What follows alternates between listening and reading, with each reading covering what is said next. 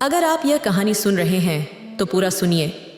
इस कथा को आधा अधूरा छोड़कर जाने की गलती मत करिएगा, क्योंकि इस पवित्र कथा को पूरा सुनने से मनचाहा फल की प्राप्ति होगी।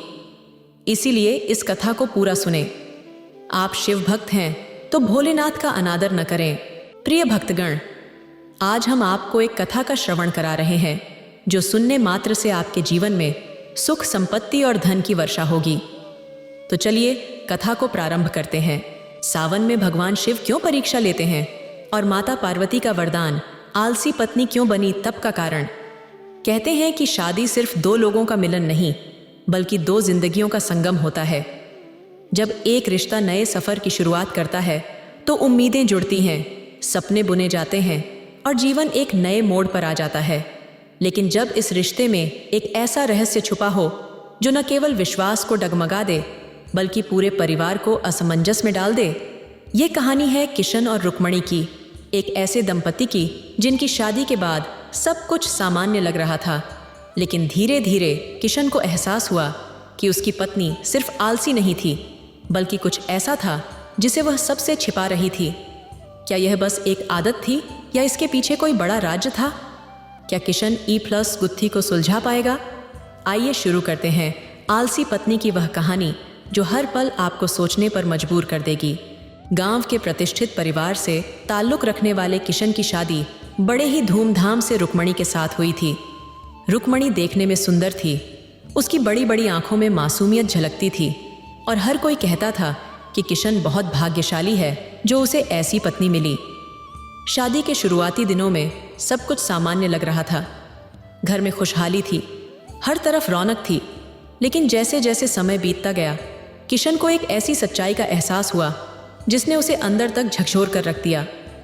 रुक्मणी बहुत आलसी थी। वह सुबह देर से उठती और कोई काम ठीक से नहीं करती और ज़्यादातर समय बस आराम करती रहती। शुरुआत में किशन ने सोचा कि शायद नई शादी और नए माहौल की वजह से वह कुछ समय तक ऐसे रह रही है। लेकिन हफ्तों बाद भी जब यही स्थिति बनी रही तो किशन को चिंता होने लगी। वह देखता कि उसकी माँ और बहनें घर के कामों में लगी रहती, लेकिन रुक्मणी हमेशा कोई ना कोई बहाना बना देती। धीरे धीरे किशन की झुंझलाहट बढ़ने लगी। वह जब भी कुछ कहता, रुक्मणी मीठी मीठी बातें करके टाल देती। कभी सिर दर्द का बहाना बनाती, कभी थकान का, तो कभी मौसम की शिकायत करती। माँ भी शुरू में कुछ नहीं कहती थी, लेकिन अब उनकी आंखों में भी असंतोष झलकने लगा था। गांव की औरतें भी कानाफूसी करने लगीं। कैसी बहू आई है जो घर के कामों में हाथ तक नहीं लगाती।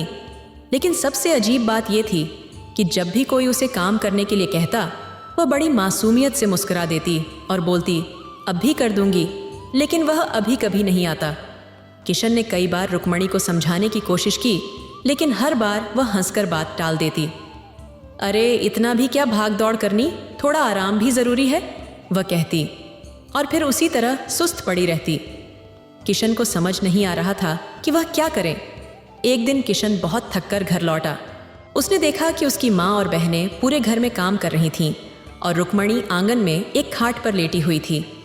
उसने पास जाकर गुस्से से कहा, रुक्मणी, कुछ तो शर्म करो। माँ इस उम्र में इतनी मेहनत कर रही है और तुम यहाँ सो रही हो। रुक्मणी ने आंखें खोलीं, हल्की सी मुस्कान दी और बोली, किशन, मैं बहुत थक गई थी, ज़रा लेट गई थी, अभी उठकर सब कर लूँगी। लेकिन उसने कुछ नहीं किया। रोज़ यही सिलसिला चलता रहा। किशन जब देखता कि उसकी पत्नी घर के कामों से बच रही है तो वह परेशान हो जाता। एक दिन उसने सोचा कि शायद अगर वह प्यार से बात करेगा तो रुक्मणी को एहसास होगा।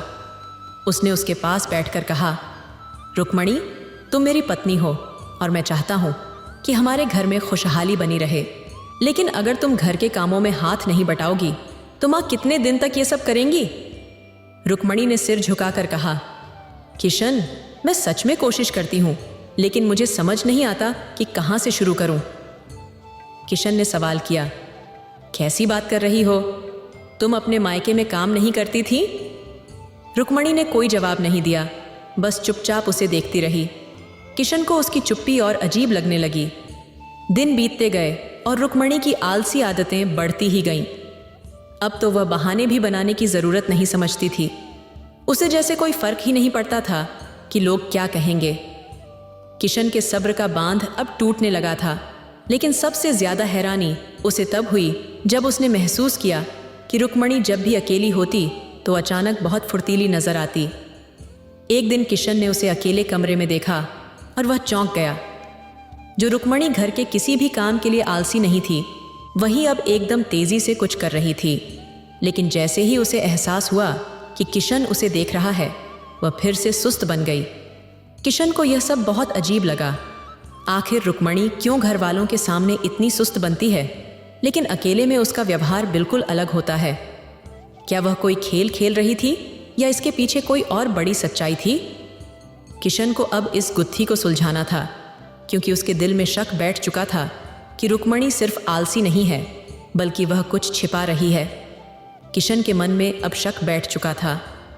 वह समझ नहीं पा रहा था कि रुक्मणी सच में आलसी थी या फिर वह कुछ छिपा रही थी। हर दिन वही कहानी दोहराई जाती। घर में वह बिल्कुल सुस्त, लापरवाह और कामचोर बनी रहती, लेकिन जब भी उसे अकेले रहने का मौका मिलता, उसकी हरकतें बदल जाती थीं। वह अचानक तेज तर्रार हो जाती, जल्दी जल्दी कुछ करने लगती और जब भी कोई पास आता तुरंत सुस्त पड़ जाती। किशन ने कई बार उसे टोकने की कोशिश की, लेकिन हर बार वह मीठी मीठी बातों से उसे टाल देती। अरे किशन, मैं तो तुम्हारे लिए नई नहीं हूँ, थोड़ा वक्त तो दो ना मुझे, धीरे धीरे सब सीख जाऊंगी, वह मुस्कुराकर कहती और किशन का गुस्सा धुआं हो जाता। लेकिन समय बीतता गया और रुक्मणी की आदतों में कोई सुधार नहीं हुआ। एक दिन किशन की माँ ने उससे कह दिया, बेटा, जब से रुक्मणी इस घर में आई है, घर के हालात बदल गए हैं। मैं बुढ़ापे में भी सब संभाल रही हूँ, लेकिन तुम्हारी पत्नी को कोई फर्क नहीं पड़ता। न वह रसोई में जाती है, न सफाई में हाथ बटाती है और न ही कोई जिम्मेदारी लेती है। आखिर कब तक यह सब चलेगा? किशन ने माँ की शिकायतें सुनी, लेकिन कुछ बोल नहीं पाया। उसने माँ से वादा किया कि वह रुक्मणी को समझाने की कोशिश करेगा। उस रात जब वह अपने कमरे में गया तो उसने प्यार से रुक्मणी का हाथ पकड़ा और कहा, रुक्मणी, माँ ठीक कह रही हैं, तुम घर के किसी भी काम में दिलचस्पी क्यों नहीं लेती? तुम्हें पता है इस घर में हर कोई मेहनत करता है। क्या तुम नहीं चाहती कि सब तुम्हें भी अपने परिवार का हिस्सा माने? रुक्मणी ने एक पल के लिए किशन की तरफ देखा और मुस्कुरा दी। किशन, मैं सच में कोशिश करती हूँ, लेकिन मैं जल्दी थक जाती हूँ। पता नहीं क्यों मुझे हमेशा सुस्ती महसूस होती है। किशन ने गौर किया कि जब भी वह कोई गंभीर बात करता, रुक्मणी या तो मुस्कुरा देती या फिर बात को घुमा देती। यह सब अब उसे अजीब लगने लगा था।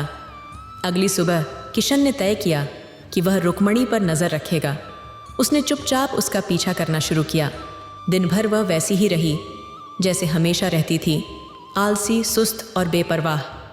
लेकिन शाम होते ही जैसे ही उसे लगा कि कोई आसपास नहीं है, उसकी हरकतें बदल गईं। उसने तेज़ी से एक संदूक खोला, उसमें से कुछ निकाला और फिर जल्दी जल्दी कुछ करने लगी। किशन यह देखकर दंग रह गया।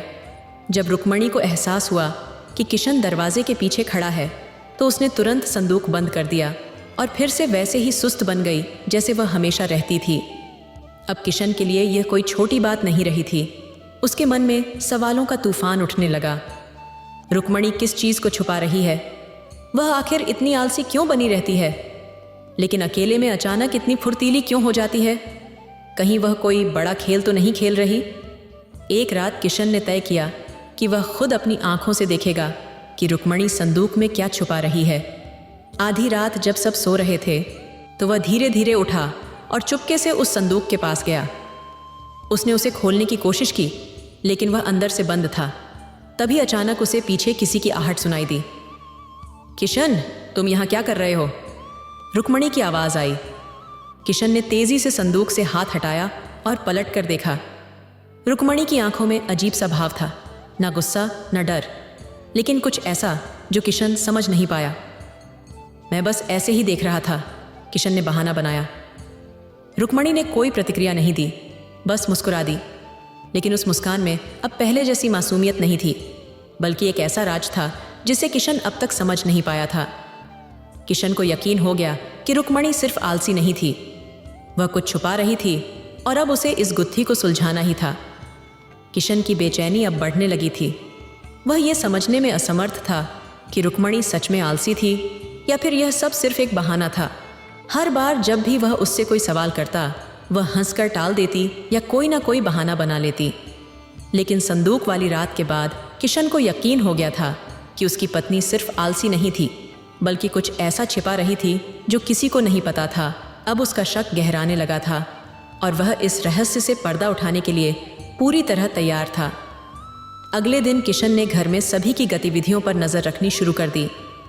वह देख रहा था कि कब कौन आता है, कौन जाता है और कब रुक्मणी को अकेले रहने का मौका मिलता है।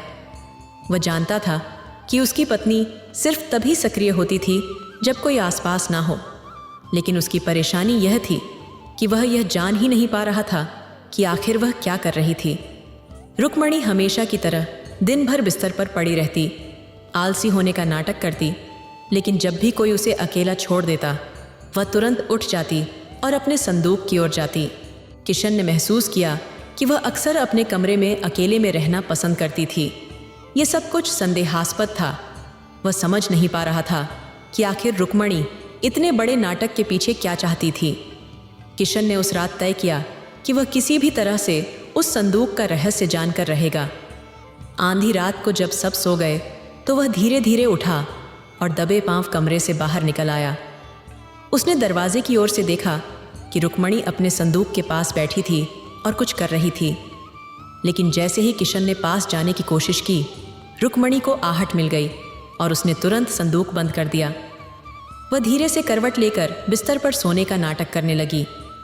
किशन को अब यकीन हो गया था कि रुक्मणी कुछ बड़ा छुपा रही थी। उसे यह भी समझ आ गया था कि वह आसानी से इस राज को नहीं खोल सकता, क्योंकि रुक्मणी बहुत सतर्क थी। वह हर वक्त इस बात का ध्यान रखती थी कि कोई उसे ना देखे। किशन को अब ज़्यादा चालाकी से काम लेना था। उसने अगले दिन अपनी माँ को बताया कि वह 2 दिन के लिए किसी काम से बाहर जा रहा है। असल में वह कहीं नहीं जा रहा था।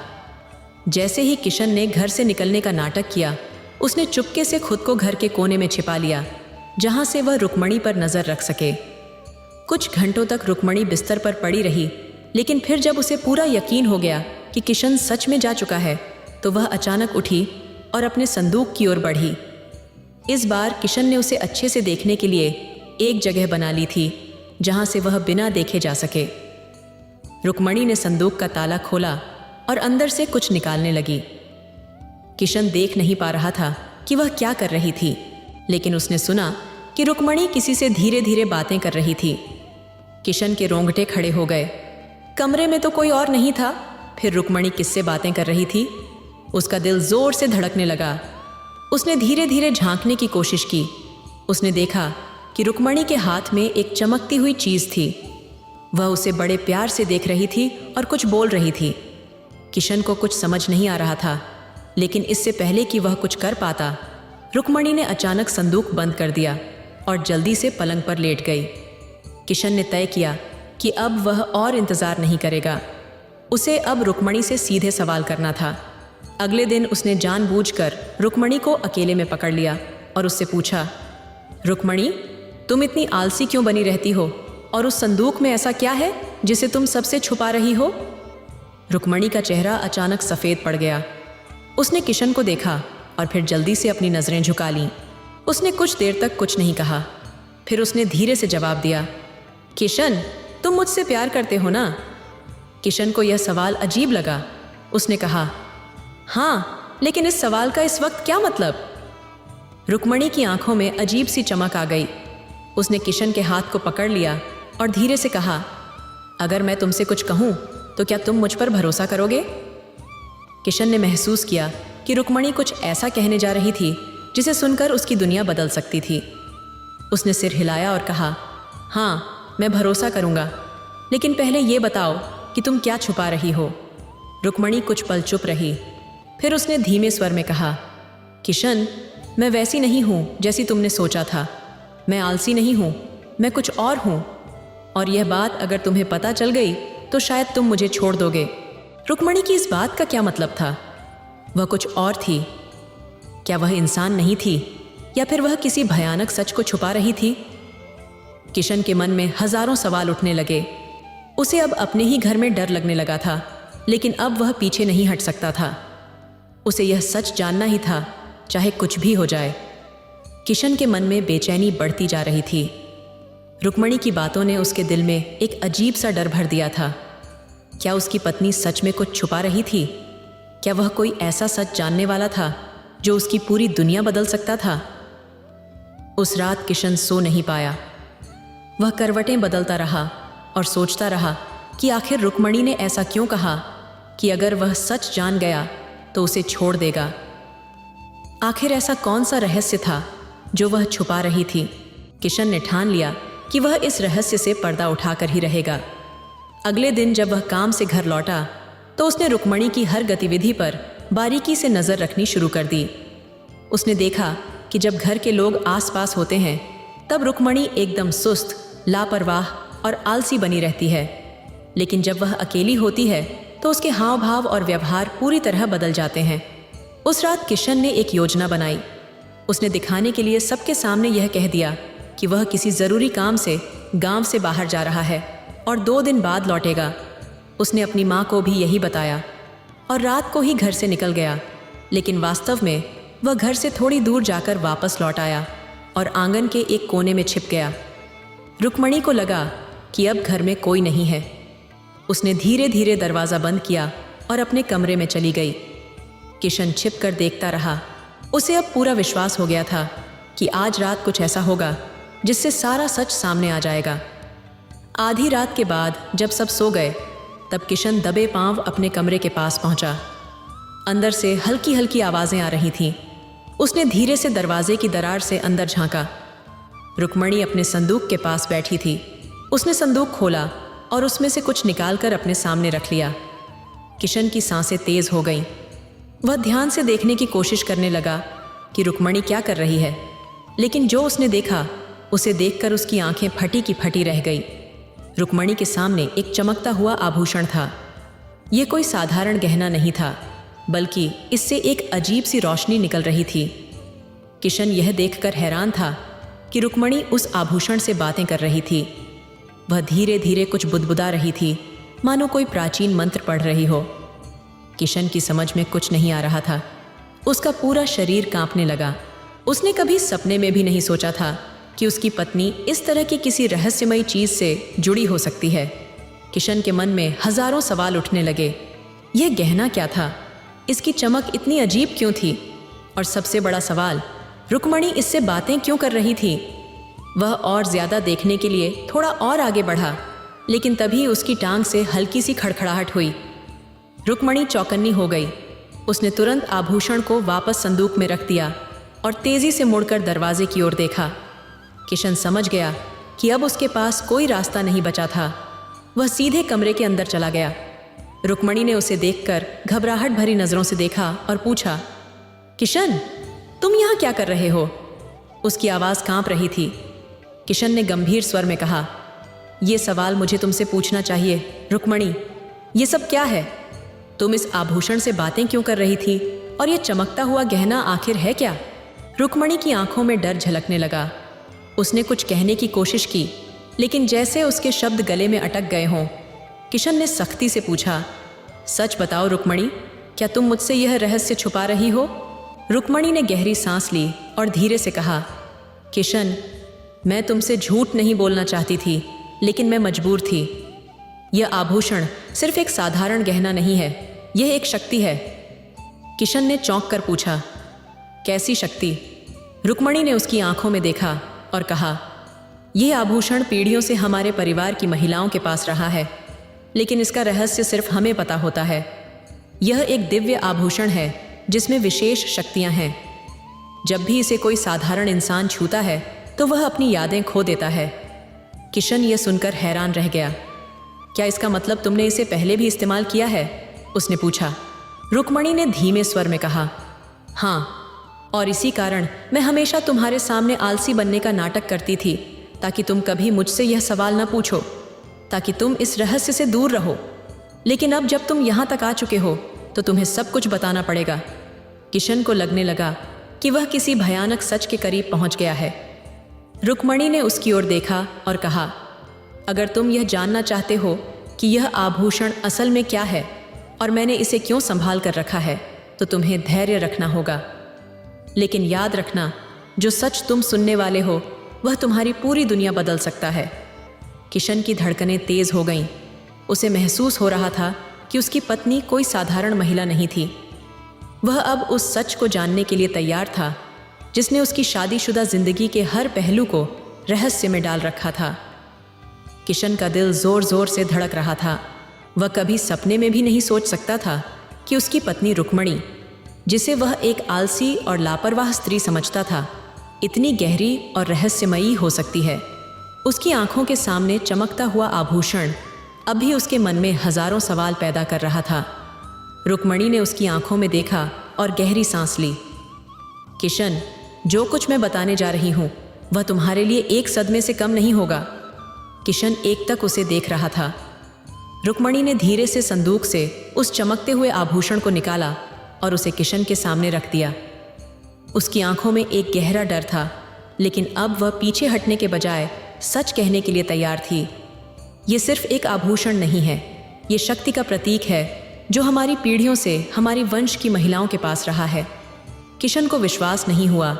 उसने आभूषण को ध्यान से देखा। उसकी चमक अब और भी तेज हो गई थी, मानो वह किशन की उपस्थिति को पहचान रहा हो। लेकिन यह शक्ति क्या है? रुक्मणी, और तुम इसे मुझसे क्यों छुपा रही थी? रुक्मणी ने अपना सिर झुका लिया, क्योंकि अगर ये बात बाहर आ जाती तो तुम्हारी जान को खतरा हो सकता था। यह आभूषण केवल उन्हीं के लिए होता है जो इसे संभालने के योग्य होते हैं, लेकिन जो अयोग्य होते हैं उनके लिए यह घातक साबित होता है। किशन ने गहरी सांस ली। तुम्हें किस बात का डर था? मैं तुम्हारा पति हूं, तुम्हारा सबसे करीबी इंसान, फिर भी तुमने मुझे अंधेरे में रखा। रुक्मणी की आंखों में आंसू आ गए, क्योंकि मुझे डर था कि अगर तुम इस रहस्य को जान गए तो तुम्हारा जीवन खतरे में पड़ जाएगा। ये आभूषण सिर्फ शक्ति नहीं देता, ये एक श्राप भी ला सकता है। किशन चौंक गया और उसने सिर हिलाया। हाँ, यह आभूषण हर उस इंसान की यादें मिटा सकता है जो इसे छूता है, लेकिन अगर कोई इसके असली रहस्य को जानने की कोशिश करता है तो उसकी पूरी जिंदगी बदल सकती है। मेरी माँ ने मुझे इस आभूषण के बारे में बहुत पहले ही बता दिया था, लेकिन उन्होंने चेतावनी दी थी कि मैं इसे किसी को भी ना दिखाऊं। इसलिए मैं घर में हमेशा सुस्त और आलसी होने का नाटक करती थी, ताकि कोई मुझसे कोई सवाल ना पूछे और इस रहस्य तक ना पहुंच सके। किशन अब तक पूरी तरह से हैरान था। उसे लग रहा था जैसे वह कोई सपना देख रहा हो। उसकी अपनी पत्नी, जिसे वह साधारण गृहिणी समझता था, किसी गहरे रहस्य की रक्षक निकली। लेकिन रुक्मणी, ये शक्ति तुम्हारे पास क्यों है? और क्या तुम इस आभूषण का उपयोग कर सकती हो? रुक्मणी ने धीरे से मुस्कुराते हुए कहा, मैं इसका उपयोग केवल तभी कर सकती हूँ जब कोई बड़ा संकट आए। यह कोई आम गहना नहीं है किशन। इसे कुछ महान ऋषियों ने बनाया था और वे इसे सिर्फ उस स्त्री को देते थे जो इसकी रक्षा करने में सक्षम हो। और अब यह मेरे पास है। किशन की उलझनें और बढ़ गईं। तो अब क्या होगा? क्या तुम इसे अपने पास रखोगी? रुक्मणी ने धीरे से सिर हिलाया और कहा, नहीं, अब समय आ गया है कि इसे हमेशा के लिए छुपा दिया जाए। मैं इसे अपने साथ नहीं रख सकती, क्योंकि अब यह रहस्य उजागर हो चुका है। किशन कुछ बोलने ही वाला था कि अचानक कमरे की खिड़की के बाहर एक हलचल हुई। किसी के पैरों की आहट सुनाई दी। रुक्मणी तुरंत सतर्क हो गई। किशन, कोई हमें देख रहा है? रुक्मणी ने कहा। किशन भी चौकन्ना हो गया। उसने धीरे से दरवाज़ा खोला और बाहर झांका, लेकिन बाहर कोई नहीं था। उसने आंगन में नज़र दौड़ाई, लेकिन चारों ओर सन्नाटा था। शायद मेरा वहम था, किशन ने कहा। लेकिन रुक्मणी जानती थी कि यह सिर्फ वहम नहीं हो सकता। कोई था जो उनके इस रहस्य को जानने की कोशिश कर रहा था। हमें यह आभूषण आज ही कहीं सुरक्षित स्थान पर छुपाना होगा, रुक्मणी ने दृढ़ता से कहा। किशन ने उसकी बात मान ली। वे दोनों रात के अंधेरे में घर से निकले और गांव के बाहर जंगल की ओर बढ़े। घना अंधेरा था और चारों ओर डरावना सन्नाटा था, लेकिन रुक्मणी आत्मविश्वास से भरी थी। हमें इसे एक ऐसी जगह रखना होगा जहां कोई इसे दोबारा ना पा सके, रुक्मणी ने कहा। किशन ने सिर हिलाया और दोनों एक गुफा में पहुंचे। ये गुफा गांव से दूर एक सुनसान पहाड़ी के नीचे थी, जहां कोई कभी नहीं आता था। रुक्मणी ने गहरी सांस ली, आभूषण को अपने हाथों में लिया और एक गहरे गड्ढे में रख दिया। फिर उन्होंने उसे मिट्टी और पत्थरों से ढक दिया। अब यह हमेशा के लिए छिप गया है, रुक्मणी ने कहा। किशन ने उसकी ओर देखा और रुक्मणी मुस्कुराई। अब हमारी जिंदगी वापस पहले जैसी होगी। अब कोई रहस्य नहीं रहेगा, अब कोई डर नहीं रहेगा। किशन ने राहत की सांस ली। लेकिन जैसे ही वे वापस जाने लगे, हवा में एक अजीब सी सरसराहट हुई। किशन ने पीछे मुड़कर देखा, लेकिन वहां कुछ नहीं था। क्या हुआ? रुक्मणी ने पूछा। किशन ने धीरे से कहा, मुझे नहीं पता, लेकिन ऐसा लग रहा है कि कोई हमें देख रहा था। रुक्मणी ने गहरी सांस ली और किशन का हाथ थाम लिया। अब सब कुछ खत्म हो चुका है, हमें अब बस अपनी जिंदगी की ओर लौटना है। किशन ने भी सिर हिलाया और दोनों वापस घर की ओर बढ़ गए। सुबह जब सूरज निकला तो गांव की जिंदगी सामान्य रूप से चल रही थी। किशन और रुक्मणी भी अपनी जिंदगी में लौट आए, लेकिन दोनों के दिलों में यह बात हमेशा के लिए बस गई थी कि उन्होंने एक ऐसा रहस्य छुपाया है जिसे कभी भी कोई नहीं जान पाएगा। लेकिन क्या सच में यह रहस्य हमेशा के लिए दफन हो गया था, या फिर कभी कहीं कोई इसे दोबारा खोजने की कोशिश करेगा? ये सवाल अब भी हवा में तैर रहा था। जीवन में कभी कभी जो दिखता है वह सच नहीं होता। किशन ने अपनी पत्नी को हमेशा आलसी समझा, लेकिन असल में वह एक गहरे रहस्य की रक्षक थी। ये हमें सिखाता है कि किसी को परखने से पहले उसकी परिस्थितियों और छिपे हुए कारणों को समझना जरूरी है। रुक्मणी ने एक बड़ी जिम्मेदारी निभाई, लेकिन अपनी चतुराई और संयम से उसने न केवल अपने परिवार को सुरक्षित रखा, बल्कि एक अज्ञात शक्ति को गलत हाथों में जाने से भी रोका। ये बताता है कि सच्ची बुद्धिमानी केवल बाहरी तेजी में नहीं होती, बल्कि धैर्य और दूरदर्शिता में भी छिपी होती है। ये कहानी हमें यह भी सिखाती है कि हर व्यक्ति की एक अपनी अलग भूमिका होती है, जिसे वह किसी न किसी कारण से निभा रहा होता है। किसी को भी उसके बाहरी व्यवहार से आंकना सही नहीं है, क्योंकि हर व्यक्ति के पीछे एक अनकही कहानी होती है। रुक्मणी और किशन की तरह हमें भी जीवन में आने वाली हर चुनौती को समझदारी, धैर्य और सही निर्णय से हल करना चाहिए। असली ताकत किसी गहने में नहीं, बल्कि हमारे विचारों, कर्मों और सच्चाई की रक्षा करने की भावना में होती है। शायद इस दुनिया में कई ऐसे रहस्य हैं जो समय के गर्भ में छिपे हैं, लेकिन जो व्यक्ति धैर्य और समझदारी से अपने कर्तव्यों का पालन करता है, वही सच्चा विजेता बनता है। उम्मीद है आप सभी को यह वीडियो अच्छी लगी होगी। अगर आप शिव के सच्चे भक्त हैं तो चैनल को सब्सक्राइब और वीडियो को लाइक करके कमेंट में हर हर महादेव लिख दीजिए।